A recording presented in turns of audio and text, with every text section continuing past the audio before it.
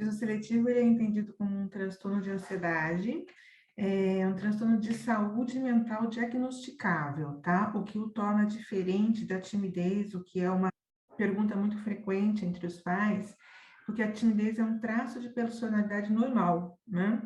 Eh, Na infância, é mais comum que o mutismo seletivo se manifeste, porque as crianças ainda estão em processo de aquisição de padrões comportamentais, de habilidades sociais, né? E também existe uma questão muito importante, porque ele é muito mais evidente dentro do ambiente escolar e existe uma separação, né, grande e importante das crianças dentro dessa fase de 2, 3 anos de idade, em que elas estão indo para o ambiente escolar e estão deixando a família. Então, há um impacto muito grande, tá, nesse momento.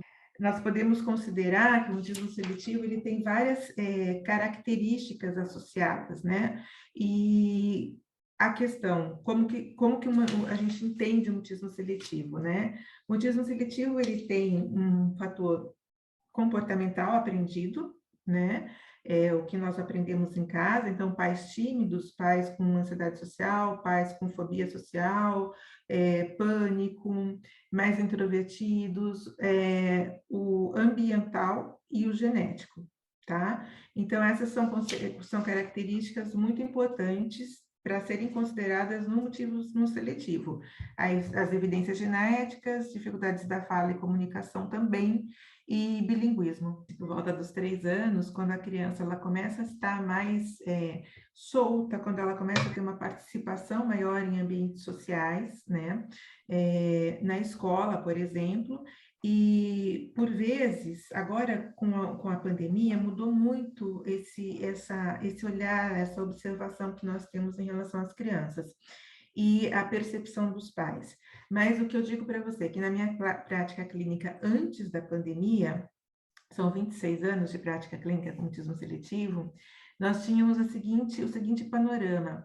As escolas chamavam os pais e falavam, olha, seu filho tá ok, mas ele é muito quietinho. Tá? Ele é muito quietinho dentro da escola, ele é muito quietinho para fazer amizades, ele não conversa, né? Aí aquela luzinha vermelha se acende, né? Mas em casa ele não é assim. Então os pais começam a ter uma, né? Em casa ele pula, brinca, canta, incessantemente.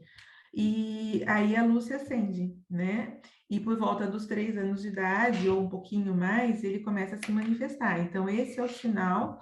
Os pais também começam a observar, por exemplo, num ambiente social, quando uma pessoa chega e pergunta qual o seu nome, a criança não responde, e isso tudo acaba sendo passado por timidez, tá? Quando na realidade, não, a criança está apresentando um quadro de mutismo seletivo. Olha, quando há o diagnóstico, né, o tratamento sempre é multimodal, né? Nós precisamos sempre confirmar todas as questões que estão subjacentes ao mutismo seletivo, porque o mutismo seletivo traz com ele outras comorbidades, tá?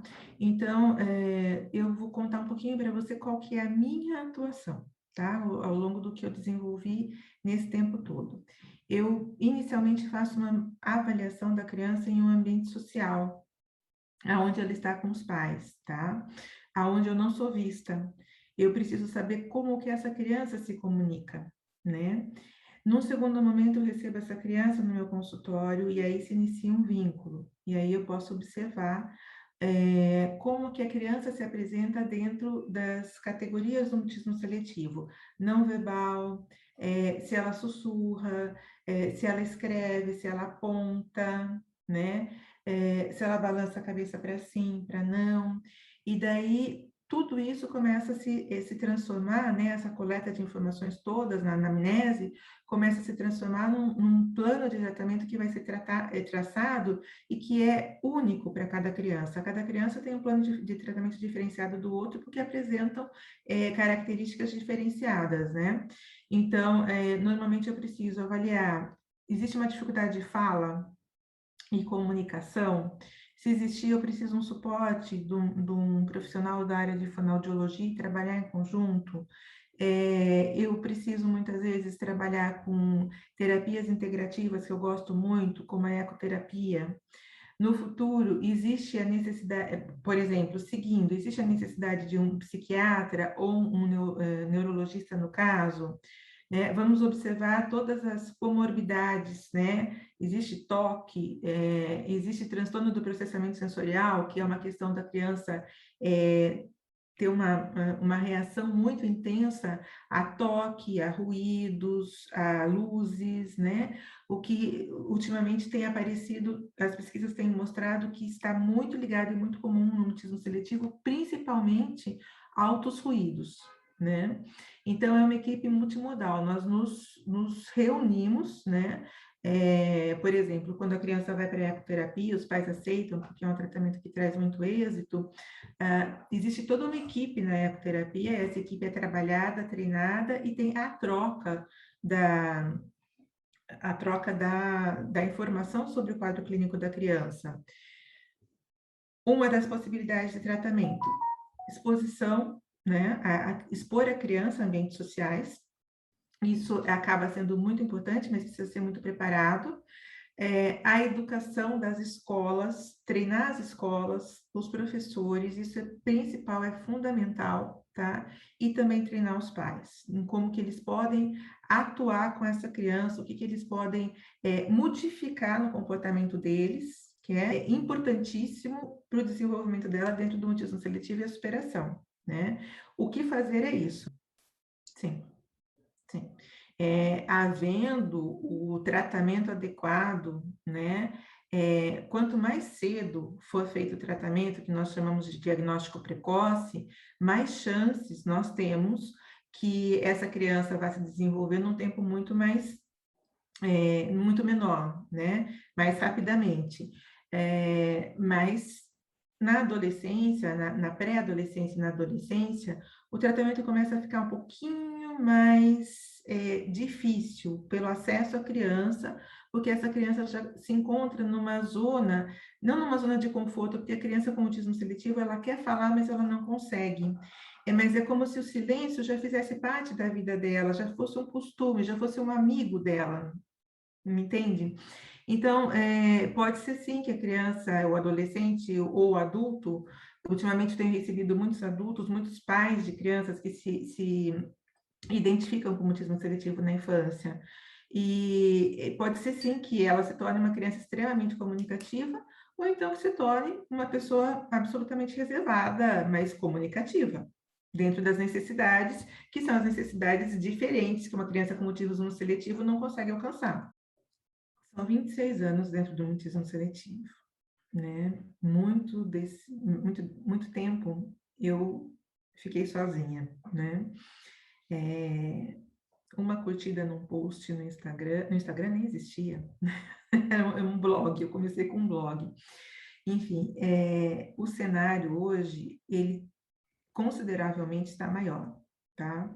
Acredito que de 5 anos para cá, nós com campanhas engajados na política, com campanhas que trouxeram para alguns estados do Brasil o Mês Internacional de Conscientização do Mutismo Seletivo, nós conseguimos alcançar muito mais pessoas e levar a conscientização. Então, é um trabalho muito feito pelos pais, tá?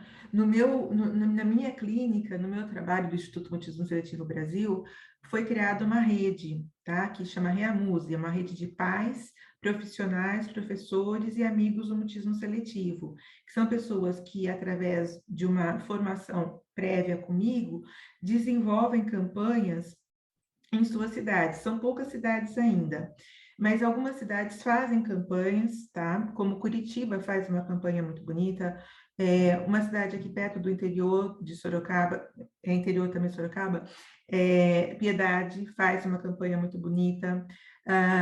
Então, a conscientização começou a acontecer, pais começaram a postar em mídia social, começaram a fazer o mutismo seletivo aparecer, a dar voz ao silêncio, eu diria, né?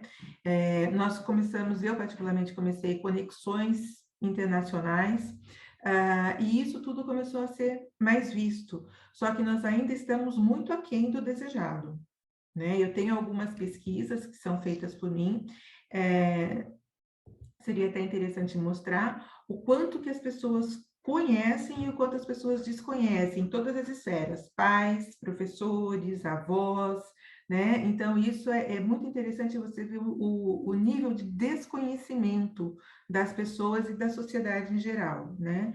As pessoas às vezes falam, nossa, mas eu não acho incabível, né? Eu não consigo aceitar que um psicólogo não saiba do mutismo seletivo. Não sabemos. Tem alguns psicólogos que não sabem, realmente. Tem professores que desconhecem absolutamente.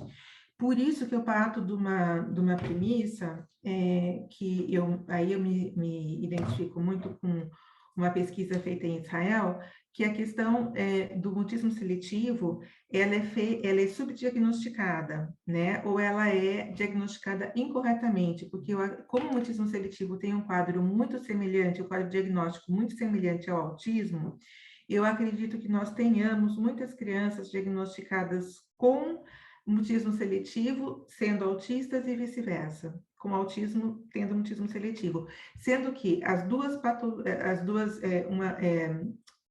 uma questão do neurodesenvolvimento e a outra é uma questão de ansiedade, mas elas podem coexistir, tá?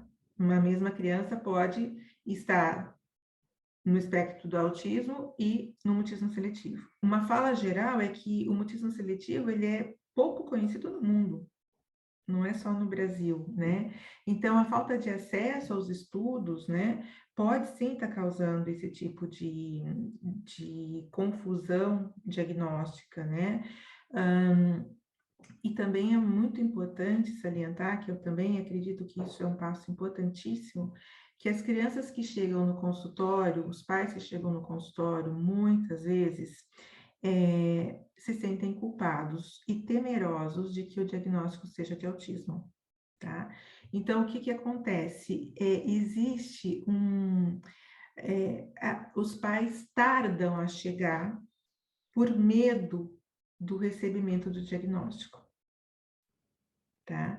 Geralmente, não em 100% dos casos, mas na maioria dos casos, os pais já começam a entrevista perguntando se pode ser autismo ou recorreram a uma avaliação para autismo e gostariam de uma outra avaliação para que esse quadro fosse descartado, né? Então, é uma questão muito peculiar, é uma questão muito importante a ser trabalhada, porque eles podem coexistir, sim.